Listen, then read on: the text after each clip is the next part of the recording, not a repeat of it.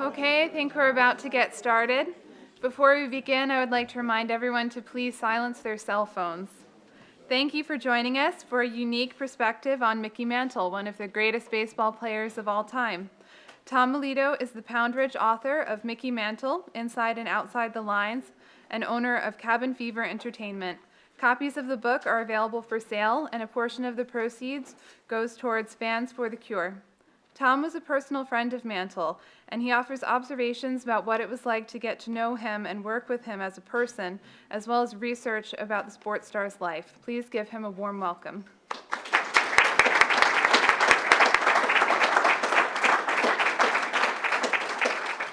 Thank you. Sorry, I just need to start the DVD. Thanks for coming out tonight. Those of us who have power and don't have power. I don't have power, so it's nice to see lights. What the book is really about is that I was a kid who grew up in the 50s in Yonkers, New York, and I idolized Mickey Mantle. My room was just Mickey Mantle pictures, and and then I found out, that there were millions of kids like me all over the country. And the fact that at some point I got to meet him and actually spend some time with him, go out to dinner and get to know him. So I really wrote the book for all those millions of baby boomers who could live vicariously through what I experienced. And he remains, in the news today. Here we are in the middle of the World Series. And as most of you hardcore people will know, he holds the record for total bases, runs, RBIs, walks, and home runs in the World Series. He remains in the news. I got a clip here out of the New York Post a few weeks ago. They have, what did celebrities do before they became famous? And the one that popped out to me was Martha Stewart babysat Mickey Mantle's kids. So if I ever meet her, I was wondering how'd that happen. That's crazy. That's like 6 degrees of separation. I think one of the things that helped Mickey Mantle and probably helped Elvis Presley, who I was a big fan of, was that he came of age when TV was of a critical mass. That all of a sudden on one night you could watch Ed Sullivan and see Elvis Presley in the whole country at the same time. And Mickey Mantle, people don't realize that in the 50s, Major League Baseball only went as far west as St. Louis and as far south as Washington. So every week you had the game of the week. And the game of the week was always the Yankees, and the star of the Yankees was Mickey Mantle. So if you were growing up in Phoenix or Seattle, in Dallas, that's why Mantle got the tremendous national profile that he had. You hear a lot today about the pressure that the players are under, Aaron Judge and all these different, players. But I just want to give you an example of, not an example, but the reality of when Mantle came up in 1951, the media, the newspapers, radio, whatever, said that he was better than Ruth and DiMaggio. And he's 19 years old. That's crazy that they would, put that pressure on the kid. He moved from rural America to the heart of New York City. He actually had a room with Hank Bauer above the stage delicatessen. And he gained 20 pounds with pastrami sandwiches. And out to dinner one night, he told me that his favorite picture was The Last Picture Show. And you could see why. He said, that's how I grew up. That was, my town, with one movie theater and, not much there. He was inflicted with an injury. In the World Series that year, he ran into a pipe in the outfield to avoid colliding with Joe DiMaggio, which went over too good. And he twisted his knee, and he never really recovered from that injury. And I often wonder if they had what they have now, all the different ways they can operate on knees and stuff. So he never really had any help with that. He was sent back to the minor leagues, because he was like striking out a lot. And his father came up to see him in the minor leagues, and Mickey said, "I want to quit. I can't play."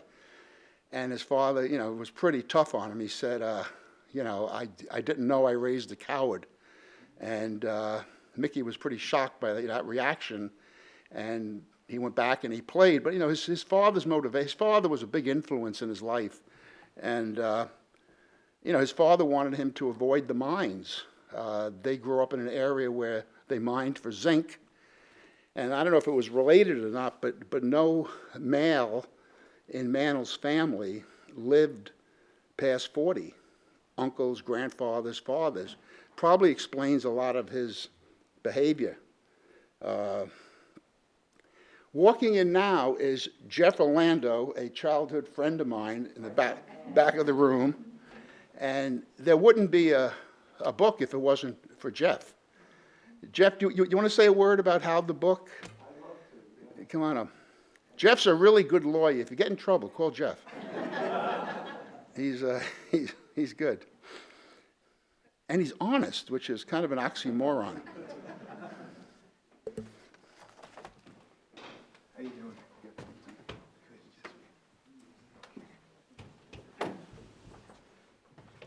You're going to love this book. My name's Jeff Orlando. I'm an attorney and a former first baseman when we were youngsters. And our hero was Mickey Mantle.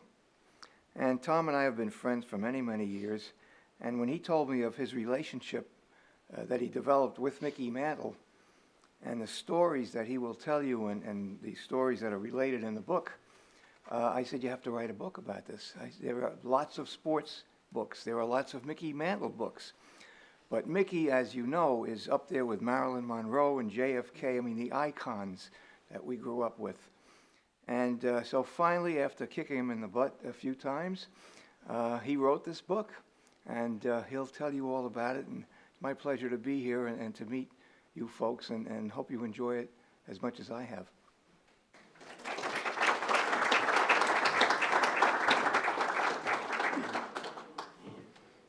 Thanks, Jeff.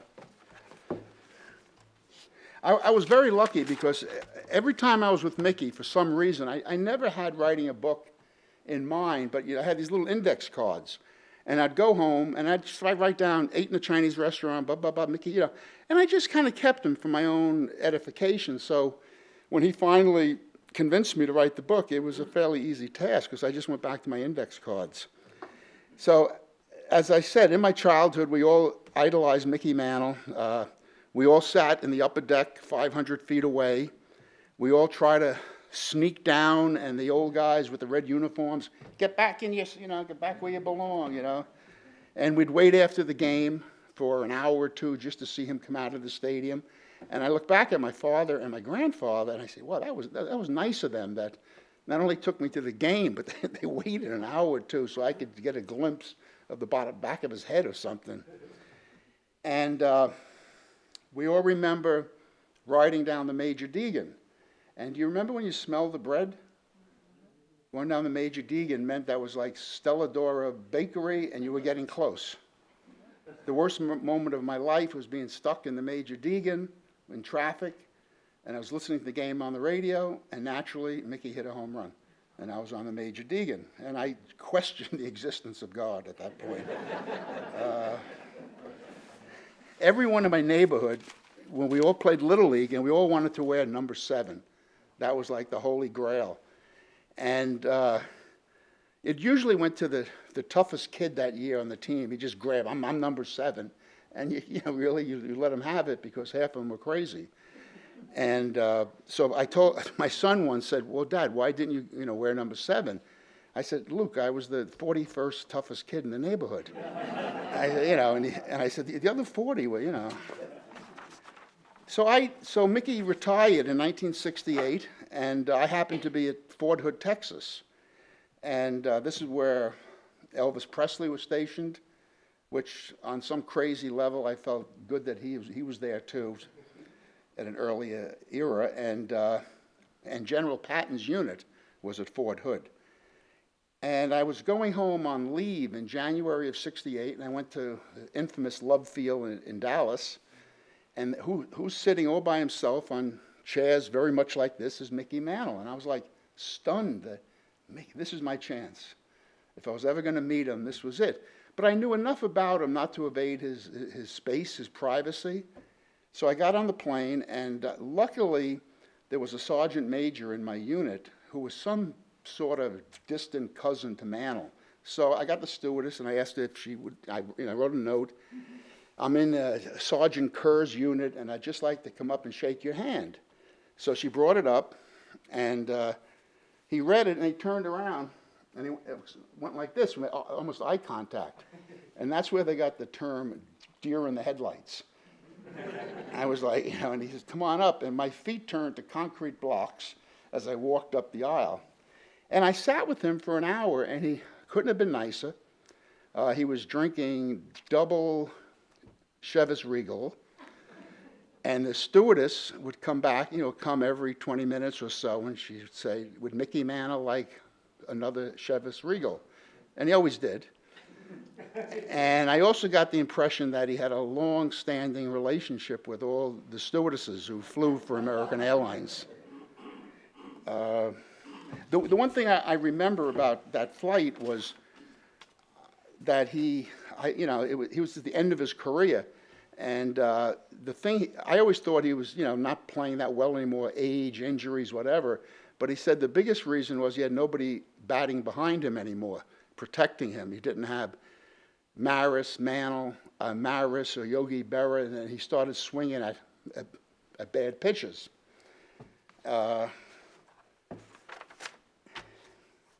In 1985, so you skip ahead about 17 years, and I'm working for UST in Greenwich. One of their senior officers is here today with his wife, John Buccagnano, who has a Mickey Mantle story, which I may call on you to tell. We were at an event once at Yankee Stadium, and I brought Mickey up to the suite. And John was there, and Mickey was just kind of, hello, hello, really kind of out of it. So we came up to John, and what happened, John? You said, Mick, I want to introduce you to a good friend of mine. And he kind of looked up and looked at me and went back drinking. So Tommy said, well, this guy's a very important guy, Mick. So he said, why? Because he's the one that signs your checks. So at that, he got up and put his arm around me. Right. That's right. So we attended 1985 the baseball writers dinner in New York, and we had come up with something called the Skoll Pinch Hitter of the Year award, and we were there to present the award. And Mickey had one. I mean, I'm projecting a real bad image of him, but he had one too many that night, and he was really out of it. And he got up to talk, and he saw George Weiss in the audience. Now, you hardcores, do you know who George Weiss was? He's a general manager, and he was the guy that Mantle won the Triple Crown, and the next year he batted .365, was the most valuable player, and had a .512 on-base percentage, and Weiss wanted to cut his salary. So he wasn't a favorite of Mantle's. So Mickey got up there, and he laid into him pretty good, with some choice words. At my table was Maury Allen, who was a writer for the Post, and he told the story how one day he was at the batting cage at Yankee Stadium, and players there, and Allen's there with his notebook. He was a sports writer, and Mickey looked at him and said, it pisses me off just looking at you, he says to Allen. Allen made the big mistake going home and telling his wife and two daughters the story. So for the rest of his life, Maury Allen would be in one room in his house, and one of them would come up to him and say, it pisses us all off just looking at you.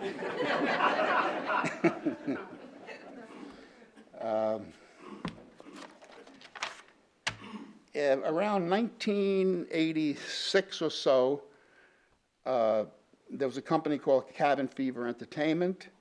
that I was involved in. Our two big products were Lonesome Dove and The Little Rascals on video. We had the distribution rights. And then we started getting into producing documentaries under the umbrella of Americana, things that were uniquely American, Harley Davidson, country music, baseball. Came up with the concept of the 500 Home Run Club. And the host, of course, they said, well, who should host the video? Isn't it here somewhere? It's here, right? Yeah. So in those days, there was only 12 guys hit 500 homers before steroids. So of course, I wanted Mickey Mantle to be the host, and we were smart enough to get Bob Costas, who was probably the only media person Mickey really liked, and he wound up giving Mickey's eulogy. So they arranged a meeting between me and Mickey Mantle. He lived in the Regency Hotel in New York. So I went to the front desk. I said, I'm here to see Mr. Mantle. And the front desk guy said, okay, call room 461. And I was like 41 years old or something. I was like walking to the house phone. I turned to 11. I was 11, and I called up. He answers the phone, the Oklahoma drawl. And I go, I did my Jackie Gleason, humma, humma, humma. I was like talking to Mickey Mantle. So he came down, and I met him in the coffee shop. And my opening line to him, which I thought was pretty good, I said, you've probably been approached by 25,000 people since you got to New York with an idea, And he says, yeah, probably that many. He got, in 1951, he signed away half his lifetime earnings in the future to an agent. So he was, and the Yankees had to try real hard to get him out of it. There was a woman involved in the Copa who he fell in love with, who was in cahoots with the agent. It's all in the book. And probably the connection we had was country music. I was a big fan of country music. With Cabin Fever, I got involved in country music, and I was on the board of the Country Music Association. Now, I'm an Italian Sicilian from Yonkers. Try to figure that one out. That's another story. So we had the video shoot at Yankee Stadium. We had Bob Costas, who carries around a Mickey Mantle, a baseball card, in his suit jacket. And someone asked him, well, why do you carry a Mickey Mantle's baseball card in your suit jacket? He says, everyone should carry a religious artifact. What I remember about the shoot from a baseball standpoint was Ted Williams. Mickey said how he sat next to Williams at an all-star game, and Williams started asking him questions about, does your left hand overpower your right hand, and is your elbow on an angle with the corner of home plate? And Mickey said after listening to Williams, he didn't get a hit for 2 weeks. The other thing that Williams said was that the story about Williams was, when he came up as a rookie, all the veterans on the Red Sox said, wait until you see Jimmy Foxx hit. Jimmy Foxx was this powerful right-handed batter, 5'10", 230, who could hit a ball a country mile. And they said, wait till you see this Jimmy Foxx hit to this young rookie. Williams said, wait till Jimmy Foxx sees me hit. So it shows you the confidence that Ted Williams had. The other thing about that shoot that was really interesting was that, and I didn't know this, that until Babe Ruth played, there weren't foul poles. Because Ruth hit the ball so high, his home runs were so majestic that there was never a need to kind of see if they were fair or foul, and the foul pole helped. I brought my son to the video shoot, and one of the great memories I have is just looking at one point of my 10-year-old son talking to Mickey Mantle, and those are things you can't put a price on. And Mickey also brought his manager, his girlfriend, to the shoot, and Kathleen, my wife, was there, and Greer said, we should go out one night, meaning the four of us, Mickey, Greer, me, and Kathleen. And on the way home, Kathleen said, yeah, okay, it wasn't a big deal. On the way home, she said, they want to go out one night. And I said, oh, double dating with Mickey Mantle, it's like... So we went out with them. We went to a Chinese restaurant around Christmas time, and I wanted to walk into that Chinese restaurant, and I wanted everyone I ever knew in high school or my in-laws, I wanted everyone to, there's Tommy walking in with Mickey Mantle. And they put us in a back room behind a full curtain where no one could see us. They hid us, which was a little disappointing. That night he played a game where, I picked up, well, the check came, and he said, well, let's see who picks up the check. He says, I'm thinking of 3 numbers. If you can guess the 3 numbers I'm thinking of, then I'll pick up the check. Now, yeah, he was, they used to call Whitey Ford slick. But I think Mickey had a little slick in him. So what number do you think I said? 7. No, 3 numbers. 536. Yeah, I figured that's how many home runs he hit. He said no. And now, if I would have said the answer, I mean, he would have went either way. So he said 3, 4, 5. And if you look at that picture there, the Ruth, Gehrig, DiMaggio, and Mantle, when they retired his number, it was only the 4th Yankee uniform. Now they're retiring the guy who waters the infield. It's like, so he said 3, 4, and 5. Another time with him, we went to the Waldorf Astoria, which was a company-sponsored event for Nick Bonacani, had a son who was unfortunately paralyzed, and it was called The Legends of Sport. And each table had a legend, Arnold Palmer, Muhammad Ali, Mickey Mantle, and we sat next to O.J. Simpson. And he was with the most beautiful blonde woman I've ever seen. I mean, she was spectacular in person. And unfortunately, it was Nicole. So Mickey, Mickey really wanted to get up and give a good speech, but he was drinking. And by the time they got to, if they would have got to him early in the night, he wanted to say how he played with pain and how courageous Mark Bonacani was. But by the time he got up there, he was pretty out of it, and he's slurring his speech, and he said something like, "There's Billy Martin in the back of the room," and Billy Martin wasn't there. And yet, the Mickey Mantle fans who were there, I mean, he got the biggest ovation, I think, of all the plays that were there. And it kind of like was the story of his life. He got up there, and he's drunk, making no sense, and you would have thought that J.F. Kennedy just spoke, with the way the fans reacted, and that was always the way with him. People, they gave him a pass on his behavior, and sometimes it wasn't that good. And then other times we did a promotion for the video at the Jacob Javits Center, and somebody came up and said, "Could you make out?" He was signing the video. "Could you make this out to Bob Furillo?" And Mickey said, "Were you any relationship to Carl Furillo?" You guys know Carl? Yeah. And he said, "Yeah, it was my father." Well, he had passed away. He had sort of a tough life after baseball.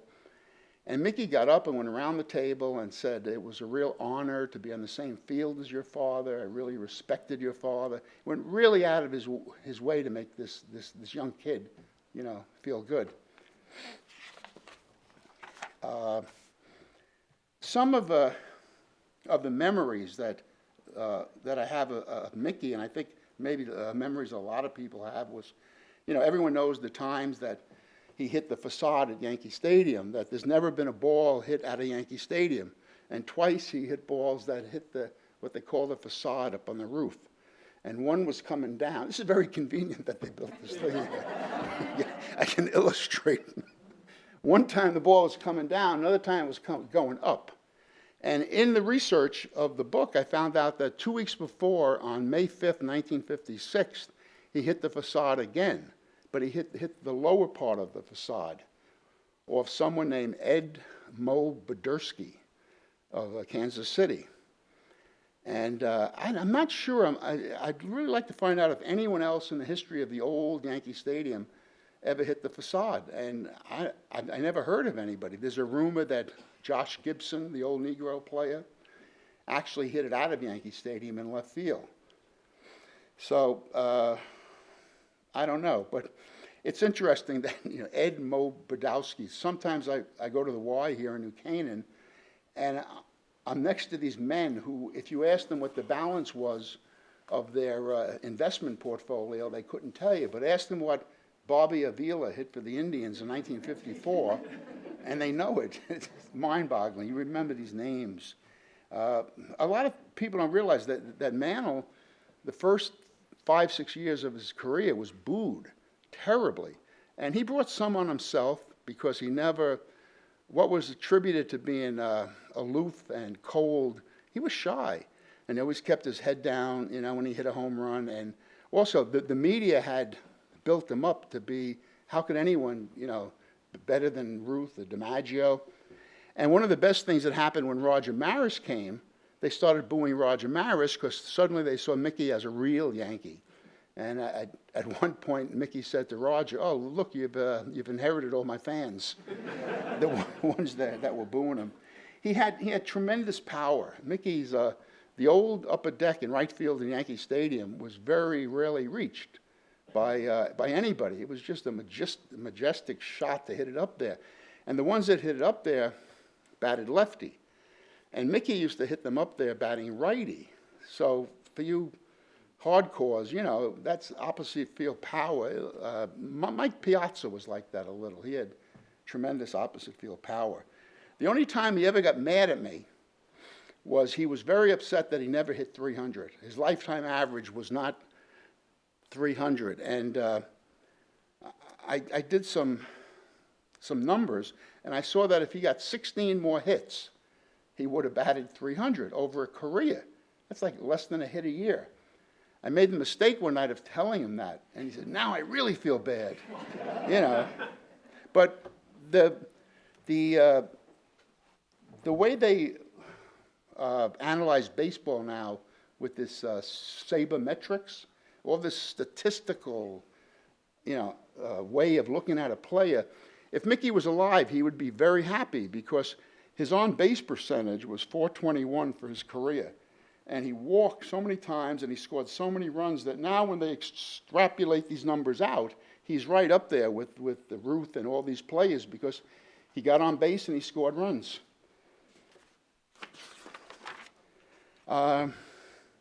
Charlie Daniels wrote the foreword. For those people who don't know, Charlie Daniels had a hit song called "The Devil Went Down to Georgia." I used to work with him at UST, and we're still good friends. He introduced, I asked Mickey if he wanted to introduce Charlie Daniels at a concert at Yankee Stadium, and he said, "Yeah, okay." It would be a hoot in Mickey's words. So they became friends. Charlie Daniels and Mickey Mantle, became really good friends. Not surprisingly, when you look, Charlie from North Carolina, Mickey from Oklahoma, country music, all the connections. Charlie actually wrote a song called "The Same Old Me," and in the song, one of the verses is, "Why can't John Wayne or Mickey Mantle be president?" And Mickey called him and said, "Why'd you have to go put John Wayne in my song?" True story. True story. But I remember a lot of things about Mickey. I remember being in the office, and I was an officer of the company, and I sat on the 4th floor where the officers sat. And the first time Mickey called me, my secretary had used the intercom. She said, "Tom, Mr. Mantle's on the phone." So I took the call, and then I called Denise in. And I said, "Denise, whenever he calls, don't use the intercom." She goes, "What do you mean?" I said, "I want you to say, 'Tom, Mickey Mantle's on the phone for you.'" I remember one Father's Day, my son had made a Father's Day card for me, and he put all the things my dad loves. And he had Charlie Daniels Band, Elvis, Mickey Mantle, pizza, and I showed Mickey the card, and he started crying. He felt that he hadn't been a really good father, and that was, just a memory I remember. I sent him one of our videotapes was how to catch fish, and he left a message how did I know he couldn't catch fish?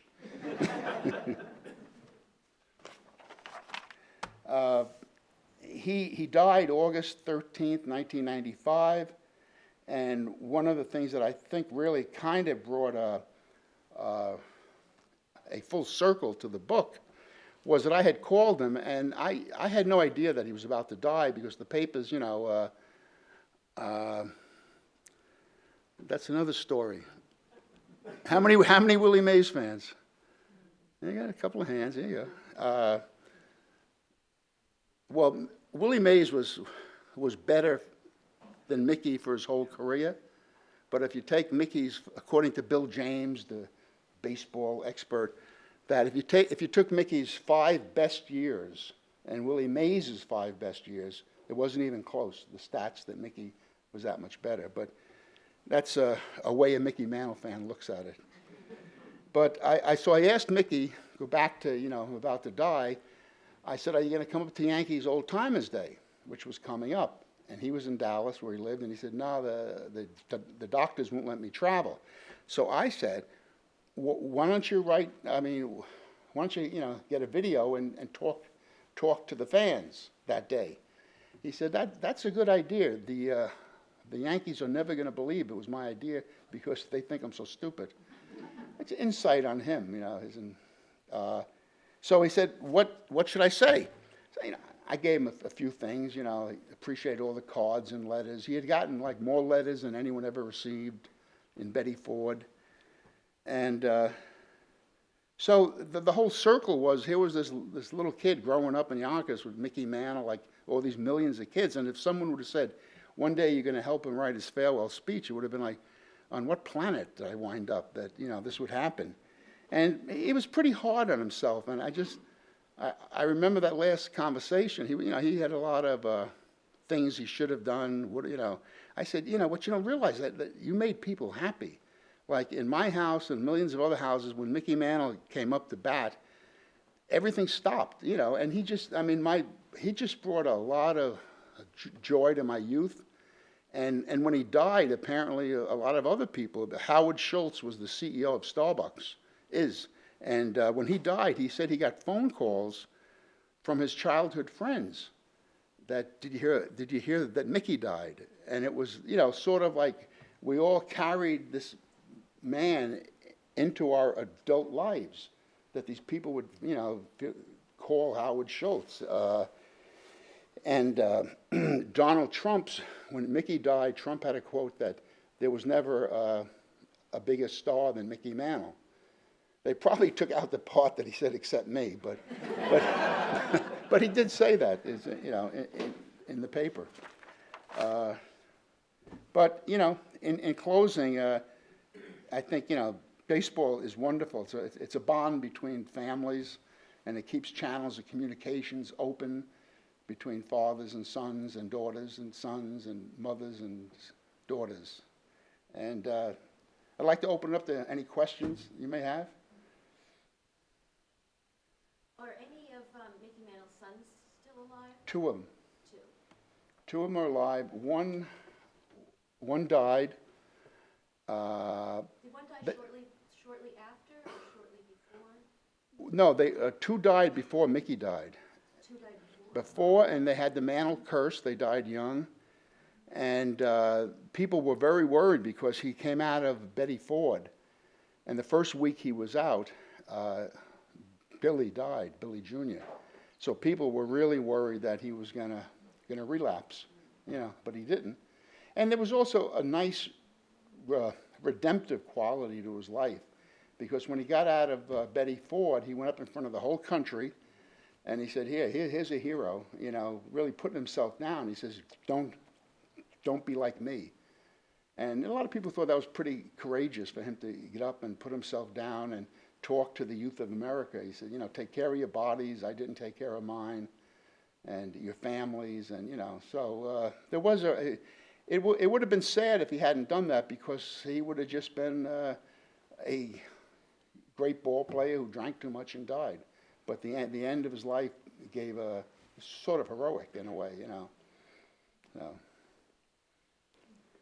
Yes, sir.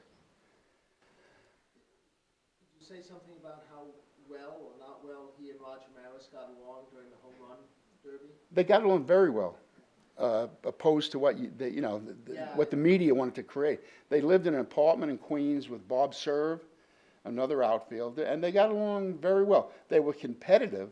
They were extremely. I mean, Mickey wanted to set the record.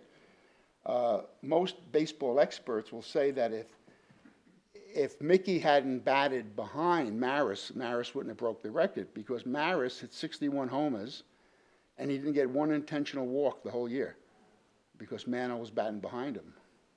And what happened to Mantle was it was kind of tragic, because they were, I think it was 55-54, heading toward the magical Ruth at 60.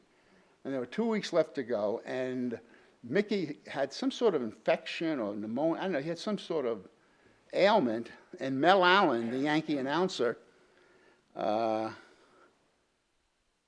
told Mickey that he had a doctor in the city, and the doctor's name was Dr. Feelgood, which would give you some sort of, this was the same guy who used to treat President Kennedy. So Mickey went down there, and he got this injection that, would allow him to play, and he got infected, and he couldn't play anymore. So that was kind of sad, but he did make it back for the World Series, and there's, a great picture of Mantle playing, and the side of his uniform is a big blotch of red that had opened up. And that's why his teammates were, all he ever said that he wanted on his tombstone was a great teammate. That was, he was, and the teammates loved him, because he went out of his way, where Joe DiMaggio was not that nice to him, and Bobby Richardson tells a story where when Richardson first came up, he was like, 19 years old, and he looks at the batting cage and he sees Yogi Berra, Hank Bauer, Mickey Mantle, and he wasn't going to walk in there and take a swing or two. And Mickey came over, got him, and walked him over to the batting cage and parted everyone and said, "Let this kid hit." So that was, he'll always remember that. Yes, sir. Did Dennis McClain lay that ball in there for him to hit his home run? Absolutely. Yeah, absolutely, yeah. And which is not the easiest thing. I mean, it's one thing for him to lay it in there, and Mickey put it in the upper deck. And then the story, was that Joe Pepitone, who was a character to begin with, was up next. This was a Italian guy from Brooklyn, used to wear a big toupee, and a guy named Bill Scowen was playing first base ahead of Pepitone. And Moose. And some of Pepitone's friends in Brooklyn, the wise guys, said, "Do you want something to happen to Scourin? He could break his legs." No, you can't do that. So Pepitone saw that Denny McClain had laid one in for Mickey, so Pepitone got up there, and he goes, goes to McClain, like you gave to Mickey.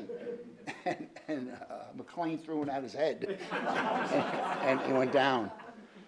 So, yes? There was a lot of social change going on in the country and the world at that time. Did any of that resonate with him? Did he speak to that? Not with me. I mean, he was very patriotic. I mean, he was red, white, and blue. I was a little apprehensive because when I met him, I had fairly long hair and a beard, and he was like an all-American boy from the, I'm sure he didn't approve of the Vietnam, the protesters. It's a good question. I mean, he looked up to John Wayne, and I think he wasn't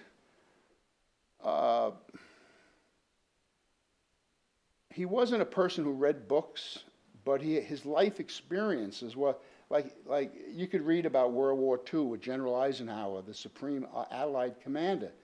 But when Eisenhower got around Mickey, he got like a little kid, and Mickey hit a home run every time Eisenhower came to a game. When Eisenhower would come to a game, he just wanted to meet Mickey Mantle. So it's kind of a weird, his life, Giuliani, I mean, all these people that I was with him a few times at the Regency Hotel, and these masters of the universe, I think they called them in the 80s, the Wall Street, all these powerful guys would come up to Mickey Mantle's table like little kids, you know, and it blew it, and they'd walk away, and he'd say, like, I don't get it. I was just an effing ball player. I mean, he's very humble. He was very truly humble. He never got the why they idolized him the way they did. And I still don't. He had something about, I think there's something in Greek mythology that says what might have been if. And I think with Mantle, it was the myth would have been as good as he was. You know, he made the Hall of Fame. Had he been healthy and had he taken care of himself, he probably would have been the greatest player of all time because he hit the ball the furthest, he ran the fastest, and he did most of it on one leg. Casey Stengel once said he was the greatest one-legged ball player I ever saw. Roger. Yeah, Tom, can you tell us anything about Mantle baseball cards? Roger's a baseball card collector. Roger will now tell you about the value of Mickey Mantle's baseball cards. Go ahead. No, I'm not. You're the expert on this. The Mantle card is the most popular card in all of the baseball cards. He has 200 different baseball cards that have been issued with him. The most valuable one, next to the Honus Wagner card, is the 1952 Topps card number 311. And if you were looking for that, you could find it listed for $60,000. Wow. And if you negotiate successfully, you can probably get it for $30,000. But he's got 200 different cards that he's have been issued. There's a person in the audience tonight who inherited a lot of baseball cards. We're not going to even point her out. She may get kidnapped. Anybody? How about this? Did he talk about Joe DiMaggio much? Because there's so many stories and anecdotes that DiMaggio used to tell him how he owned center field, so he had him on territory. Yeah. And possibly was that the cause of the injury. Most people feel that. They said always get out of DiMaggio's way, you know, and DiMaggio was going for the ball, and then he stopped, and that's what caused Mantle to. He was not. Mickey came up, and it was DiMaggio's last year, and he was shot as a player. His heel was, you know, and all of a sudden the press is saying that this kid is better than you ever were, and the kid hasn't played a game yet. So, you know, DiMaggio would have to be human not to resent him, but he wasn't overly nice to Mickey, or he wasn't overly nice to anyone, really. A lot of reasons, maybe. I think he was a little insecure about his background. The only person Billy Martin was the only person who was not intimidated by Joe DiMaggio. Like after a game, you know, the way they tell it, the players would always be looking at DiMaggio at the corner of their eye. What was he doing? And, you know, they were like in awe of him. But Billy Martin would go up to him and say something like, "Hey, Dago, you want to get something to eat?" You know, and he liked Billy Martin. You know, I had lunch with Billy Martin once, and we had done the video, and Mickey and Greer thought that, you know, that Billy wanted to do a video on managing, and it was really interesting because he drank the same thing as Mantle, the double Chivas Regal, but he was an expert on the Civil War. He knew everything about the Civil War, that if the North had the resource of the South, and he went on, and he was very, very knowledgeable. But the more he drank, he got belligerent. And I thought I was going to get to a fight with Billy Martin. I wasn't even arguing with him. So you could see where he had his troubles over the years. And unfortunately, we're halfway through the video, and he died in a car accident. But they were good friends. I mean, Billy Martin and Mickey Mantle were, and Whitey Ford. The difference was that every time Whitey Ford would come to the Regency, he'd have like 48 baseballs, 12 bats for Mickey to sign. Where Billy Martin, I don't think ever asked Mickey to sign anything. You know, so. Anybody else have any? With Mickey's restaurant, was that something that somebody made him go into, or was that his idea? No, that was somebody else's idea. I think they modeled it after the boxer Jack Dempsey, because New York had Toots Shor's was a real sports bar, and they really didn't have one after to shore, retired or died, whatever. So they licensed his name. He got a piece of the profit, and it used to be called Harry's Bar or something. And Mickey lived in the St. Moritz, which I think was right there. So it was, the only clause said that Mickey had to make 12 appearances a year in the restaurant. Well, he was there the first 12 nights at the bar. This is when he was drinking, so that was easy, My son actually worked as a bartender there, and he said that Jerry Springer used to come in every day in the hopes of meeting Mickey. Kind of a cute story. They had really good mashed potatoes. Huh? They had really good mashed potatoes. Oh, there you go.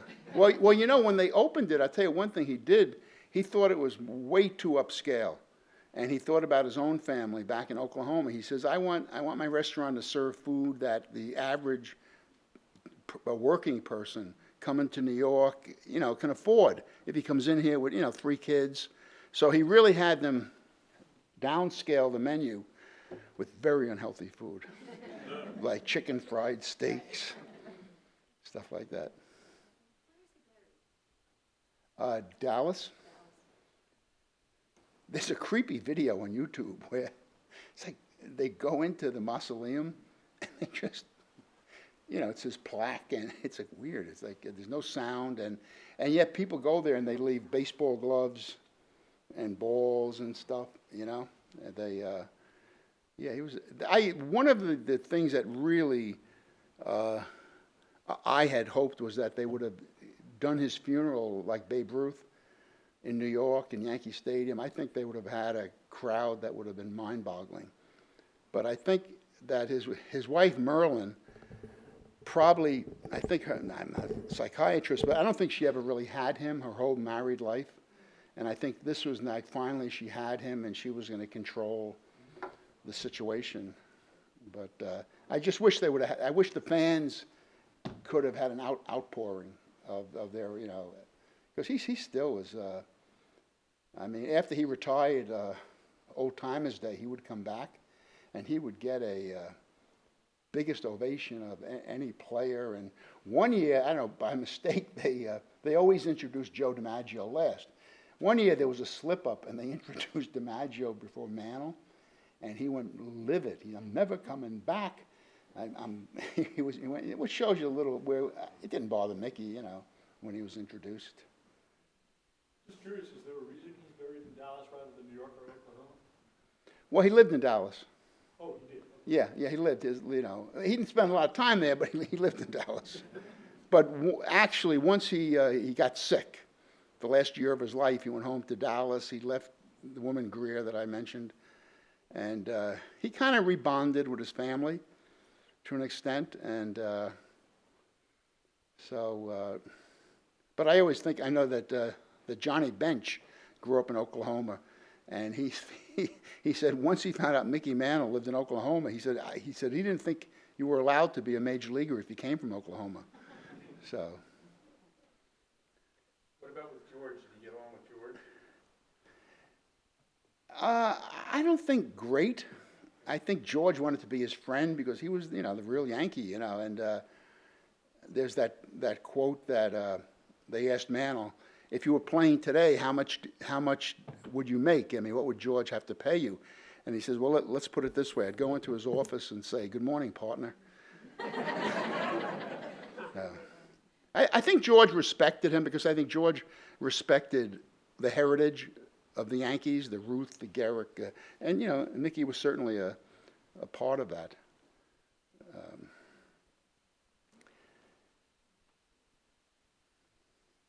Thank you. Whoop, one more.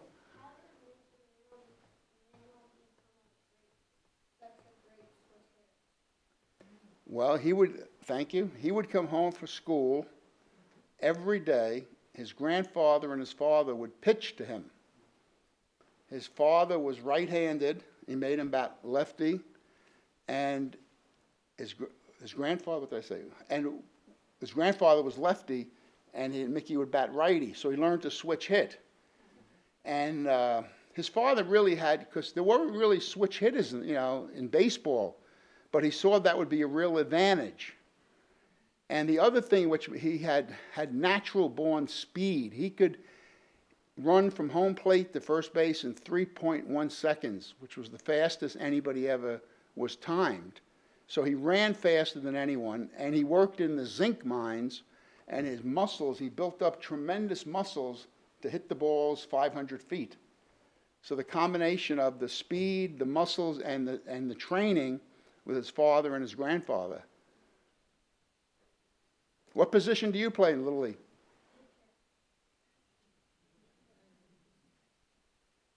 Ma'am?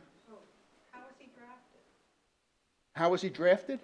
Oh, well, he wasn't drafted because he had osteomyelitis. He got kicked in the knee playing football. No, I mean drafted by the Yankees. Yeah, how was he? Oh, I don't know if they had the draft in those days. I think scouts roamed the country and then the boondocks, and they saw someone they liked. Some scout. The what? $1,100? Yeah, right, exactly. And the scout, Tom Greenwade, I think had gone to the game to scout somebody else. And Mickey hit 2 home runs that night, one lefty, one righty. And so he said, well, but he, I'm trying to think. I don't think there was a draft. I think it was every man for himself. Oh.